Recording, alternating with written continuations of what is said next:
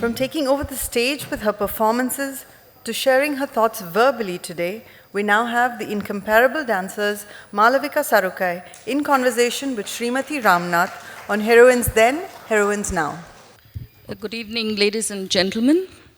I'm absolutely delighted and hugely excited at this unique opportunity to be in conversation with Malavika Sarukkai, who is one of the treasures of India, artistic treasures, who is known for her electrifying, high-intensity energy that she brings to the stage, and the vitality. Her choreographic performances, her choreographic interpretations are marked by unusual kinesthetic intelligence, if I may word it that way. And her questioning mind becomes apparent on stage, so as her defiant artistic temperament in terms of questioning the status quo. What I would like to talk about today is, Malavika, the bandwidth of the Nayikas that you have choreographed and you have danced is rather huge. I mean, you have on the one hand Gandhari and Mahishasura Mardini, and you have done several of the epic Nayikas, to the contemporary ones in the form of Timaka, the unlettered woman from a small village in Karnataka who planted 300 trees, an environmentalist who was a barren woman, who was not fertile, who tried to transcend her personal agony into something hugely useful for the world. You have, while talking about this Nayika several times, said that you're sick and tired of portraying the Prabandha Nayikas, the Abhisarika, the woman in the waiting, Vasavasachika, or the Virahotkantita, the woman in separation. You find that rather futile to portray these kind of Nayikas on stage. You also said to me, and if I'm not mistaken, I understood you right, that you don't particularly enjoy dancing to padams. Is it because you find that you believe in female primacy? Is it because you believe the Gandharis, the Taras, and the Sitas, and the Mandodaris and the Ahalyas? They're all women who have suffered huge losses. Is it because you think that they are victims of patriarchal myth-making? That would be interesting for the audience to know. Well, being here and talking to Sreemathi is really exciting, because she's asked me just so many questions all in one. So I will try to, uncover it layer by layer. Essentially to say, classical dance, when one thinks of tradition, it actually is a gift and a responsibility. And one has to go very cautiously with tradition, because and with a great amount of alertness, and over the last 4 decades when I'm dancing, it's not something one can just do out of habit, because if one really presents tradition with habit, it just becomes cliched, it becomes repetitive, it becomes almost soulless, it's not, it doesn't have a life of its own, and somehow it doesn't connect. So there have been many questions I've asked of tradition.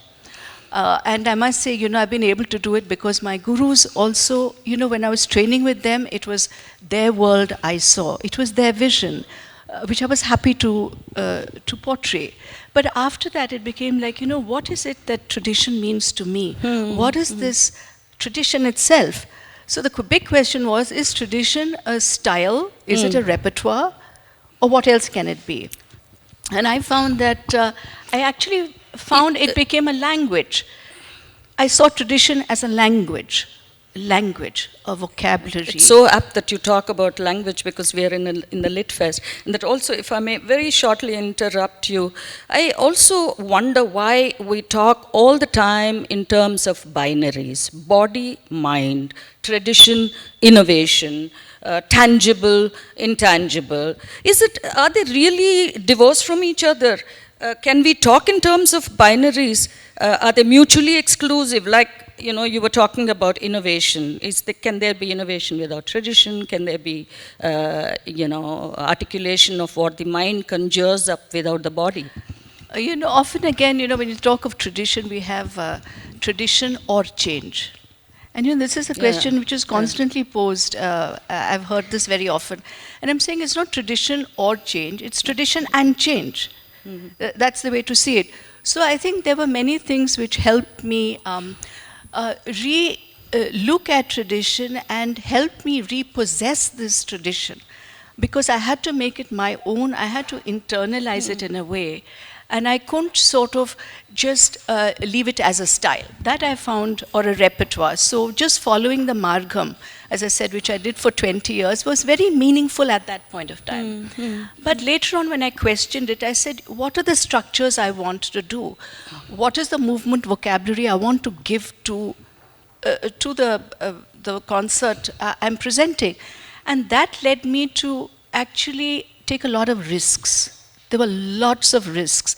And I have to acknowledge here, if it wasn't for my mother, Saroja Kamakshi, who was such a spirited person, who loved classicism, who was very, she was very situated in it. She was situated in philosophy.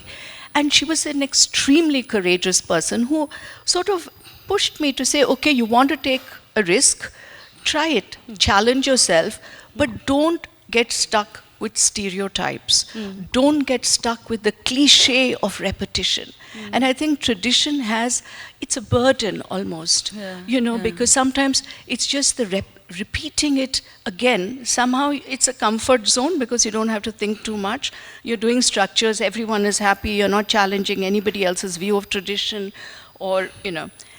But I don't think that really gives you a sense of the now. And when I'm talking of language, if I think of Bharatanatyam as a language, I want to speak it in the present tense. I have to speak it in the present tense. It can't be something from the past which I'm sort of, bringing out right now and presenting it for you. I want to live it in the moment. Absolutely. And then I think by living in the moment, it contemporizes it. Yeah, my point is absolutely the same, that they're not mutually exclusive, in the sense, if you're talking about dance or any art form as a living thing, you need a home which is the starting point. So how I look at innovation from your dance, which I would like to show the audience here, I think it has been a kind of another point on the continuum. You start from tradition, and that becomes the reference point to your journey. And it's always moving. And innovation is away from home all the time. But I would also say, with saying innovation, there is also a great sense of caution and a great sense of, a responsibility when we say innovation. And to come to your earlier point of the Nayikas and, the Padams and Javalis, as I said, I just found after a point of time that they were very man-centric. And they had a certain world around which it was sort of beautiful at a point in time. But when one looked at it further and said, do I want to continue doing this? Or do I want to repossess this tradition, reclaim it? And I think, as Ira was also saying in the other talk, to say we need to reclaim these myths or these stories and say, how does it fit today? How do we make it our own? And what can I give to it? So I think in that way, after a point of time, I just found the Padams and Javalis seemed to sort of step away. I didn't work too much on that. And instead I was doing things like the bird song. Yeah. I was excited. Or I was doing something about the tree, the quality of the tree and what, and about environment. You worked on a lot of abstract themes like sthiti, gati. But since the topic today is about Nayikas, I'd like to come back to your reference to Ira's, the earlier session. She did say that she made an appeal not to over-sanitize Nayikas from the past in our endeavor to glorify them or to ennoble them. That's a perspective of a historian. But as an artist, do you think that it is in contrast, or it stands in conflict with the artistic license that you sanction yourself in interpreting a character? In other words, if an artist is, after all, an alchemist, so to say. They have to portray what happened somewhere else on the stage. Yeah, but I would just like to say, for example, of Vasika Sajja, which you said, Vasika Sajja and a Naika, this heroine who's waiting for her beloved.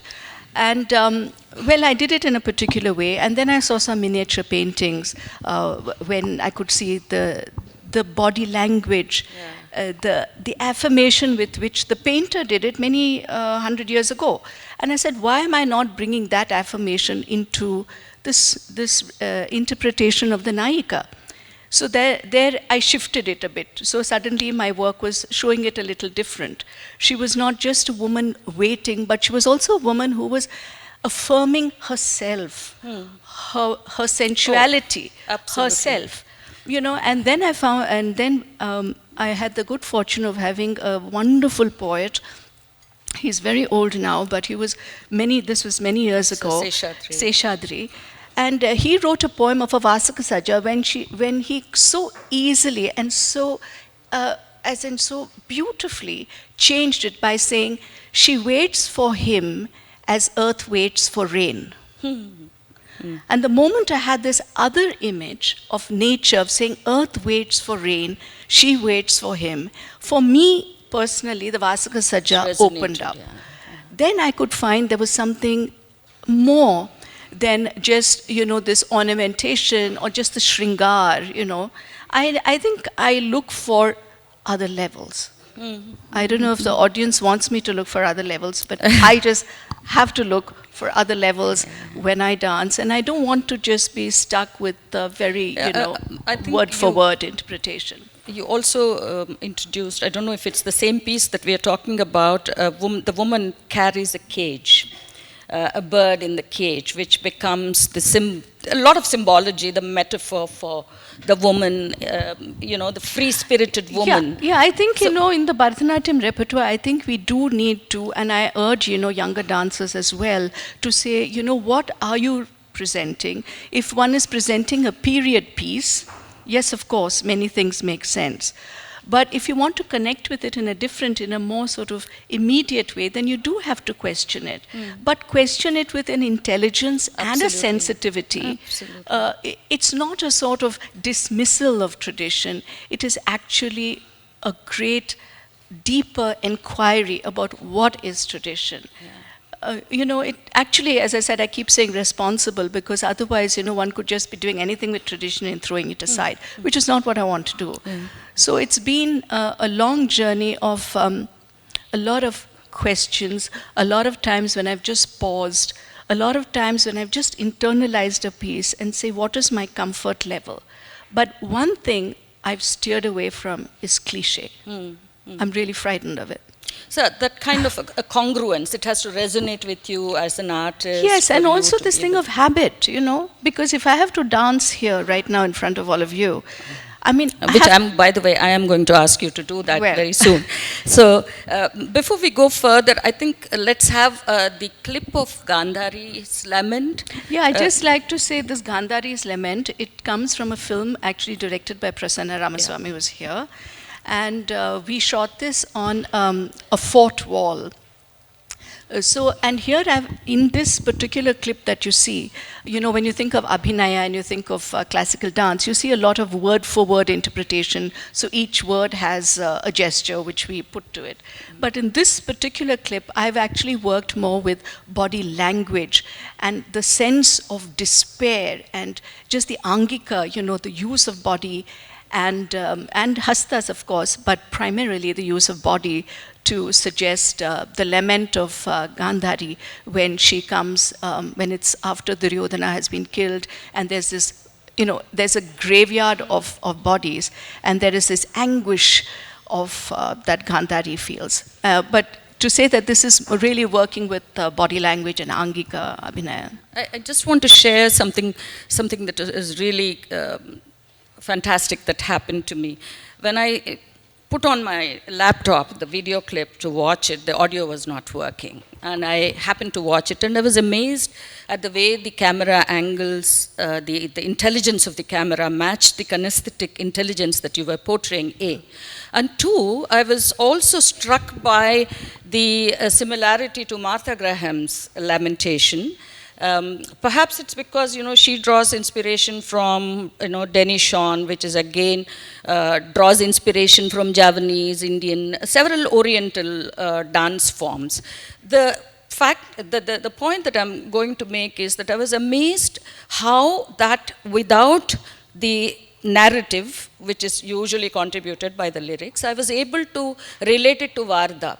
How the treeless Chennai looked, or the atrocities, the school shootout in somewhere else. It could be a lamentation which is per se lamentation. It transcends the story and the context, and I would like the audience to now share the same experience.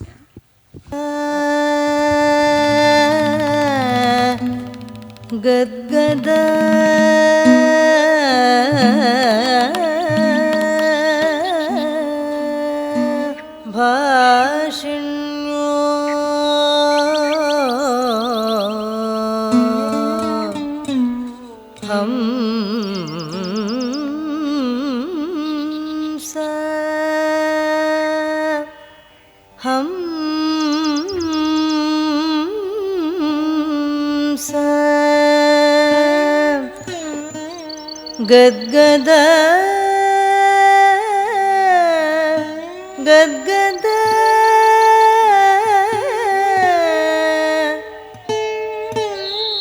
Hamsa,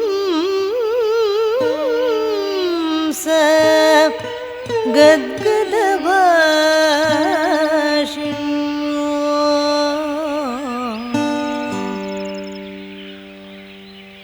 Dukkha.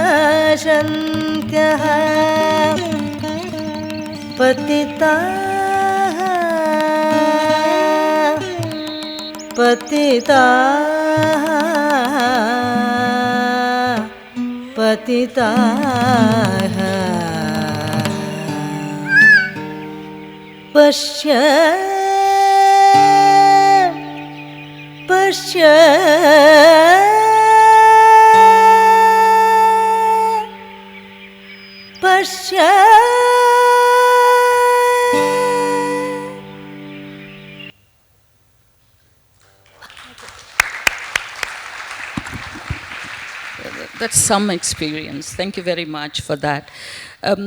Talking about, we are almost 15 minutes left, so I would like you to dance Timmakka, but before that I'd like to talk about a little bit about your Bhado Mein, which really struck me as a very unusual prayoga, because you chose a Mughal painting and you chose Hindustani raga and the lyrics were in Hindi, but the vocabulary that you used to portray the Nayika was from a southern Indian dance form. So could you tell a little bit about what prompted you to, there must be a reason why you chose that. And I was amazed by the organic coming together of such different elements to, I didn't even register that they were different. Only consciously looking back, I saw that. I think with all mediums of creativity, creativity is something which is deliberate and spontaneous. So there's a lot of detailing that we do. And I remember once, many, many years ago, when I was working on some piece, and I kept thinking of, choreography, and I felt I was not getting anywhere. And I was rather frustrated because, I just couldn't find that creative leap, or that, I couldn't find that entry into the piece. And I remember at that point having the great good fortune to meet A.K. Ramanujam. And here was this man who just sat so very quiet. And, in conversation, he very gently told me that he does something like 30 drafts. And I said, my God, that is the way, that is the path to work ceaselessly, to get the fineness of detail. And I think with dance, what happens is, Bhado Mein, which you saw, it was from the Baramasa. But to get the detailing to go with the music and my movement vocabulary required hours of internalizing, hours of living that moment, hours of looking at paintings, and sort of working the technique so rigorously. Kneading it all together. And so rigorously that it becomes effortless. But the rigor of practice, the rigor of, working the body, because here for a dancer, the body is the sight. This is what expresses. And when one is dancing, I feel like sometimes it's like it's lit with some light. And then when we stop dancing, we just become back to our normal selves. But to get this body, this instrument to speak with delicacy, to speak with fineness, to speak with intensity, is the rigor of body-mind. It's a huge rigor. Absolutely. And I think the excitement is that when we find that this rigor actually has become a little effortless, that it comes and you don't have to think dance, but you can be dance. When we get to that, then it's different. That gives us a different, another entry into dance. And I think another entry into revisioning. Because that's another, I think, very, very difficult part for a performing artist. Because every time we do something on stage, I believe, or this has been my approach, that I have to relive it. I have to revision it. And one more thing I think about style, about the language of dance that I do, is really that I'm really not interested in decorations. So over the years, over the last 30 years when I've done my choreography, I've sort of moved away from decoration. And I think what I like to get to is essence. And essence is really quite hidden in anything. So you have to penetrate very deeply. So every movement has to have a purpose, in other words. It just to be minimal. Not only purpose, but you have to touch something which is more than Anga Shuddham. In dance we say Anga Shuddham for body, like perfection, etc. But that is a very superficial level of looking at it. I believe, and I think that's what's been guiding me, is to investigate energy. Investigate the energy inside the body. There would be no better way of showcasing it to us than your dancing Timaka. I mean, this is something that left an indelible mark on me. I saw it some years ago at Krishnagana Sabha. It's about the woman that I talked about who was an illiterate village woman who was being ridiculed by her family because she couldn't bear children.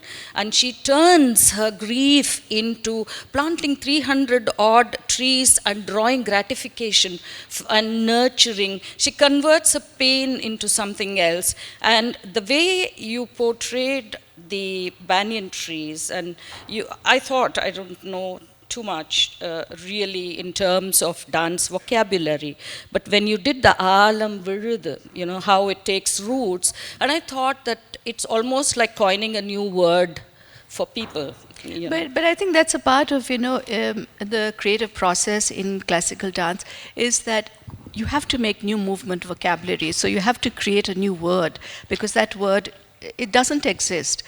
For example, in Timaka, since you're going to see a bit of that, just an excerpt, there was a sense of, obviously in tree, which we do in dance, we use Tripataka Hasta, and when we do this, it symbolizes the tree. And I mean, that is the language of dance. But when I had to enter this piece from inside, body, mind, intellectually, emotionally, I said, what does a tree feel? So what is treeness? And then I found that I was actually going towards this phrase, treeness, where I mentioned this at some other talk, and they found it a little odd that I mentioned something like treeness. But for me, it's a very true, very honest, and a very authentic quality of mind and body to say, when I say go to treeness, it is going beyond gesture. Gesture is only the highlight of it, but it's like penetrating the essence of what does sap feel? What is it to be the tree? What is it to stand tall? So it's a different quality, I think, of actually entering the piece. And Timaka was one of the pieces which prompted me actually to start looking deeply into it. And of course, before I choreographed, I set this piece, I went to meet Timaka, because I said, who's this person? I read her story on a flight, and I cut it out because I said, oh my God, this is a woman's story I do want to tell. I have done Nayikas who are waiting for their beloved, but I said, this is very important. This woman has done something which I was truly moved about. And so I kept this clipping. Many months, years, I don't know, later, I set this piece. And of course, it was commissioned lyrics by S.V. Seshadri, and the music was by Meera, my very, very dear friend. Fantastic. And when I went to meet Timaka, I asked her, but why did you plant banyan trees? Because, coming from the city, and how we intellectualize everything. So I thought there was some big reason for her to plant banyan trees. And she said, because those are the seeds which were given to me. Oh, okay. So it was very simple. But I wanted to meet her to just know that person. And of course, in dance, there's a lot of natya dharmi. Obviously, it's stylized. Yes. So we don't tell the story exactly as it is. There's poetry and metaphor and natya dharmi. Yeah. And Can we see that? Because I wouldn't be pardoned by the audience if I let go of you because of time without seeing you dance. So. Well, if the audience wants it, I would do an excerpt. So, Yes? Okay. of course. But for that, should we just move this table can we have out? the music, But we can for take Timaka? this. I'll move the table. I just want to say that this, I'm just doing an excerpt of Timaka. So, the narrative begins with her despondent and despairing, because she feels that, the need to nurture and to be mother and to fulfill that role in her life she wasn't able to do it. So she looks at the moon and she says, like this full moon, I wanted my womb also to be full, to be complete. And now I'm not given that part of me is not fulfilled. And then she sits and she weeps until she hears the sound of life in the womb of the earth. And when she hears the sound of life, and she hears the sound of the pulsating of life and the flow of water, then there is a certain affirmation, there is a change in Timaka, and she then finds the courage, finds the purpose in her life to say that she would plant trees. So that the earth being the womb of the earth, giving her that conviction, that change, that sort of transition point, that threshold which she moves from a certain sorrow to affirmation. So I'm going to show you some part of it when she has started this journey of affirmation, of finding, as I said, I think it's also about the personal courage, and letting go the past, which could not happen, but going forward into the future with this, as I said, her convictions. So you see her here as she prepares the earth and as she plants the seed into it.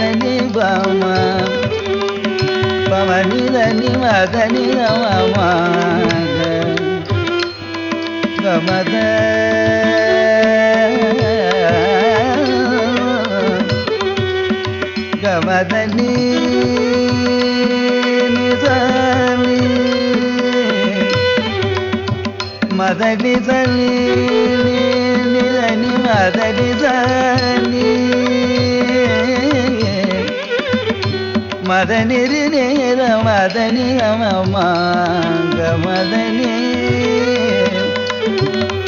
மதனிரு சா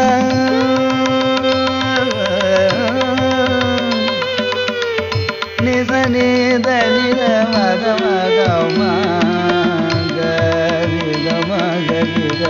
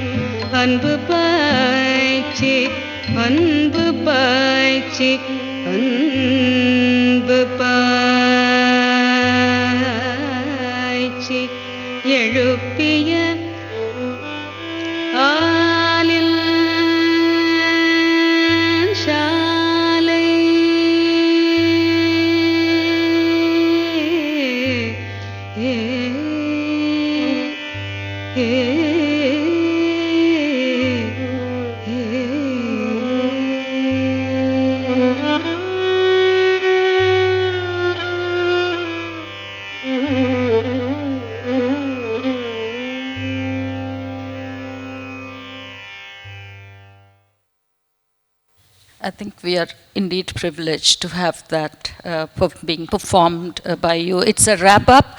I think no words are necessary except I'll wrap up with a quote from my favorite Pina Bausch. I don't know whether you saw her Carnations, the Nelken. She's from the Wuppertaler Tanztheater. She says it's almost unimportant whether a work finds an understanding audiences or not. One has to do it because one believes that it's the right thing to do. We are not only here to please, we cannot help challenging the spectator. I think when I see your dance, I'm reminded of these words. Thank you. I think we can take a couple of questions. I think it's a unique opportunity. Are there any questions? Hello. I'm a Bharatnatyam student and I have a very basic question. I recall that you said that you were reducing the decorations and focusing more on the essence of the dance. So, I had this doubt, isn't decorations an important part in contributing to the essence of the dance? Doesn't it play a vital role? Yeah, I think, over-decoration is distracting in anything. So when you start, what I meant was over-decoration. Obviously, dance has its sense of some kind of embellishments which we have to work with, which is necessary. But I think, it's easy to over-decorate because it just looks so much more busy. And we're living in a world where busy, crowded, overfilled. As a matter of fact, I was reading something on fashion, and I found fashion designers talking about the same thing, that nowadays all the outfits are so over-decorated with Zardosi that you almost lose the basic cut of the outfit. So I don't think it's a problem with only classical dance. I think over-decoration or embellishment, in a sense, I think it's more difficult to be minimalistic. But I think that's what I'm personally, as an artist, that's what I like to do. So I've shaped my dance like that.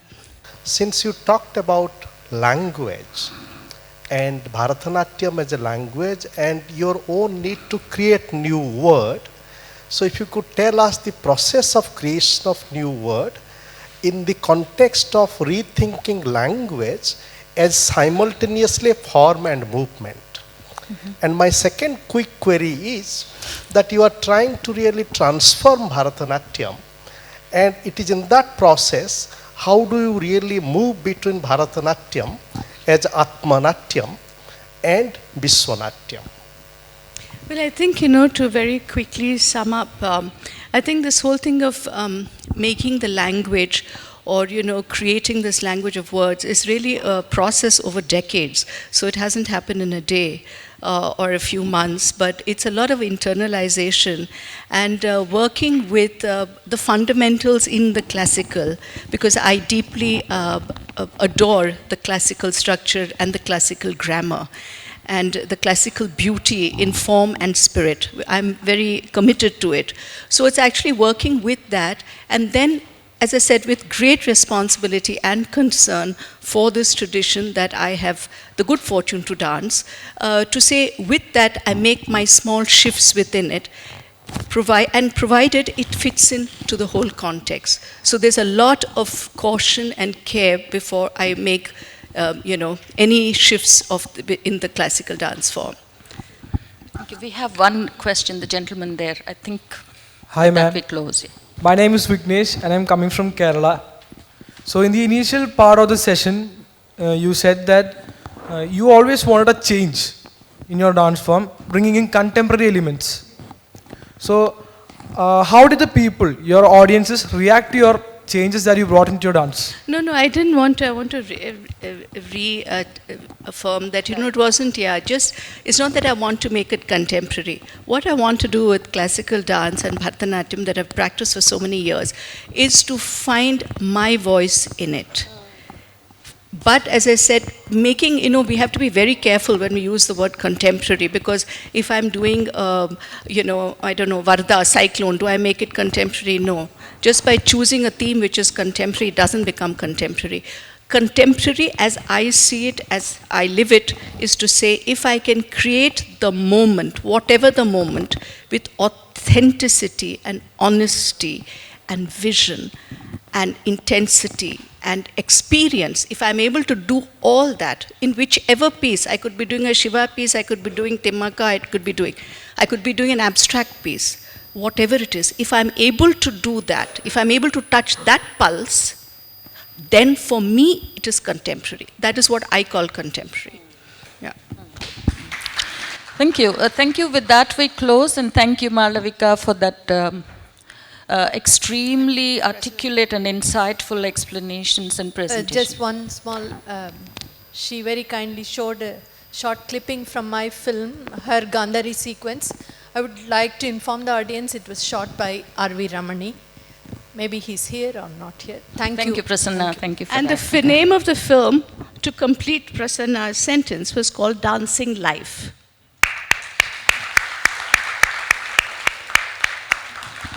Thank you very much. Thank you.